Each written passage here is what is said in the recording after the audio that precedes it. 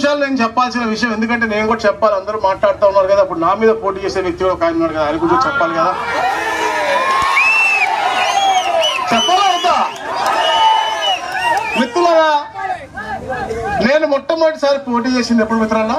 2009. ఆయన ఎప్పుడు పోటీ చేశాడు తా మిత్రులారా? 2009.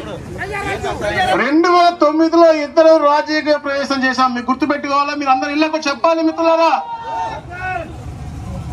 2009లో ఇద్దరము ఓడిపోయాం. సత్యప్రసాద్ పారిపోయాడా?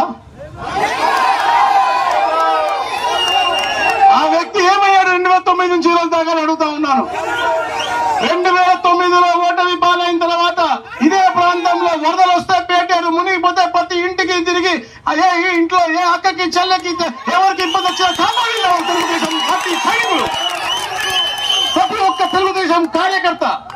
ఈ రేపల పట్టణం మునిగిపోయినా, పేటారు మునిగిపోయినా, చుట్టుపక్కల గ్రామాలు మునిగినా ప్రతి ఇంటికి వెళ్లి కూరగాయలు ఇవ్వాలా, పాలు ఇవ్వాలా, మందులు ఇవ్వాలా, ఇంకేమి ఇవ్వాలని చెప్పి ఓడిపోయిన తర్వాత కొన్ని నెలల నుంచి స్టార్ట్ చేసేటువంటి పైన మాది.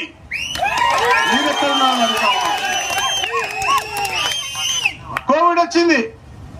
ప్రతి ఒక్క తెలుగుదేశం కార్యకర్త కోవిడ్ లో ఉన్న ప్రాంతంలో తిరిగి వాళ్ళకున్న సమస్యలు తెలుసుకుని వారికి మందులు, లేకపోతే ఆఖరికి పోలీస్ వ్యవస్థలకి, డాక్టర్లకు కూడా మందులు ఇచ్చిన ఘనత తెలుగుదేశం కార్యకర్తలు. ఇక్కడ మీరు హాస్పిటల్ కూడా నడిపించకుండా వేరే వాళ్ళకి ఇచ్చేటువంటి పరిస్థితి. ఆఖరిగా ఒకటే మాట చెప్తా ఉన్నాను మిత్రులారా, వాళ్ళది శివరాజకీయాలు, ఉల్టా మమ్మల్ని అంటా ఉంటారు. కానీ నీవు నివసించే మండలంలో ఒక అభాగ్యమైనటువంటి అమర్నాథ్ గౌడ్ అనే పిల్లవాడిని చంపేస్తే, వాళ్ళ అక్కని ఏడిపిస్తున్నారని చంపేస్తే, ప్రతి ఒక్క కులం, ప్రతి ఒక్క మతానికి చెందినటువంటి వారు ఆ రోజు చెరువుపల్లిలో నీ ఆసుపత్రి బయట ధర్నా చేస్తా ఉంటే, హాస్పిటల్ నుంచి బయటకు వచ్చి కూడా నువ్వు నా ప్రాంతంలో ఒక అభాగ్యుడు చంపేశావని నువ్వు మాట్లాడలేదే.